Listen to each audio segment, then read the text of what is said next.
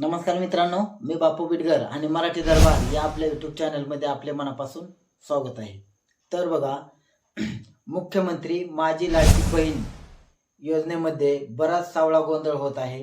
वरवर नवीन नवीन प्रकरणं येत आहेत. तर सुरुवातीला बघा की असं निदर्शनास आलं की काही पुरुषांनी महिलांच्या नावाने फॉर्म भरले होते. तर ते झालं. त्यानंतर काही शासकीय नोकरदार असणाऱ्या महिलांनी सुद्धा यामध्ये फॉर्म भरले होते. त्यांचे सुद्धा जानेवारीमध्ये अर्ज बाद केले. त्यानंतर ज्यांचं 2.5 लाखापेक्षा जास्त उत्पन्न होतं त्यांनी सुद्धा यासाठी अर्ज भरले होते, त्यांचे अर्ज बाद केलं.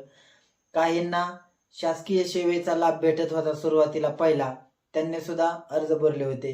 काहींना संजय गांधी निराधार योजनेचा लाभ भेटत होता, त्यांनी सुद्धा अर्ज भरले होते. तर अशा एक ना अनेक बाबी सध्या उघडकीस येत आहेत. याच्यामुळे बघा की यावरून हे लक्षात येते की ज्या वेळेस ज्या कंपनीला असेल किंवा ज्या इन्स्टिट्यूटला असेल अशा प्रकारचं फॉर्म सबमिट करायचं, ज्या सॉफ्टवेअर कंपनीला हे पडताळणीसाठी हे जे कॉन्ट्रॅक्ट दिलं होतं, तर त्यांनी अतिशय चुकीच्या पद्धतीने याची पडताळणी केलेली आहे. त्याच्यामुळे बघा यामध्ये जर एवढ्या पद्धतीचा घोळ असेल तर म्हणजे हे चुकीचं आहे. आता त्यानंतर बघा, आता एक नवीनच प्रकरण उघडकीस आलंय की जवळजवळ 14,298 पुरुषांनी जवळजवळ 10 महिन्याचा लाभ हातला लाटलेला आहे.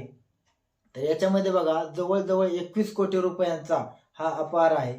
त्याच्यामुळे शासनाच्या ज्यावेळेस ही चूक निदर्शनास आली त्यावेळेस शासनाचे जे लोकप्रतिनिधी आहेत आपले, तर त्या लोकप्रतिनिधींनी विरोधी पार्टीने ज्यावेळेस आवाज उठवला त्यावेळेस सरकारने कार्यवाही करण्याची ग्वाही दिली.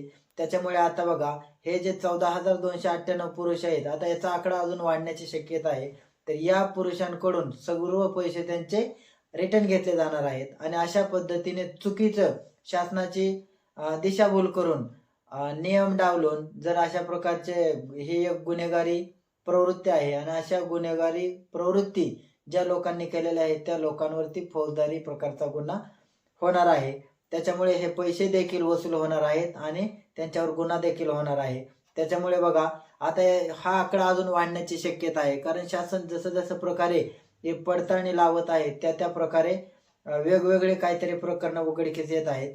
त्याच्यामुळे अशा पद्धतीने जर चुकीच्या पद्धतीने अशा प्रकारचे अर्ज भरले असतील तर ज्या पद्धतीचं तुम्ही नियोजन केलं होतं ते सुद्धा अतिशय कुचकामे आहे.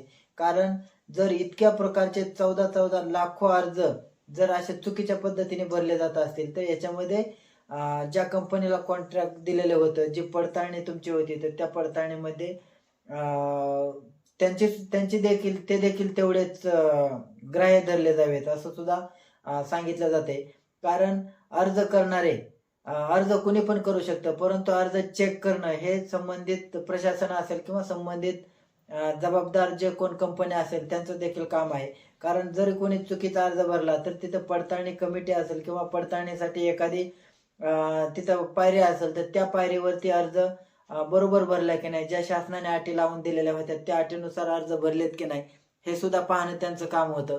परंतु जर इतक्या प्रकारचे एखाद दुसरा अर्ज जाणं ठीक आहे, परंतु जर हजारो लाखो अर्ज जर चुकीच्या पद्धतीने भरले जात असतील आणि त्यामधून जर शासनाचा म्हणजे आपलाच जर एवढा पैसा, एकतर आता निराधार योजना असतील, शेतकऱ्यांच्या योजना असतील किंवा इतर ज्या योजना असतील त्यांच्यासाठी सुद्धा निधी कमी पडत आहे. परंतु अशा प्रकारे चुकीच्या पद्धतीने जर निधीचा अपहार केला तर तो एक मोठ्या प्रकारचा गुन्हा आहे. त्याच्यामुळे हे जे 21 कोटी 14,298 लोकांनी लाटलेले आहेत, लवकरच त्यांच्यावर सुद्धा कायदेशीर कारवाई होणार आहेत आणि ते पैसे वसूल केले जाणार आहेत. आणि याच्यामध्ये हा आकडा अजून वाढण्याची देखील शक्यता आहे, कारण जे अर्ज तपासलेले आहेत ते अतिशय नगण्य आहेत. ज्यावेळेस पूर्ण अर्ज यामध्ये तपासले जातील त्याच्यामध्ये अजून खूप खूप वेगळी माहिती निघण्याची शक्यता आहे. तर यामध्ये अजून काय नवीन अपडेट आले तर ते आम्ही तुमच्यापर्यंत नक्की पोहोचू. तुर्तास धन्यवाद.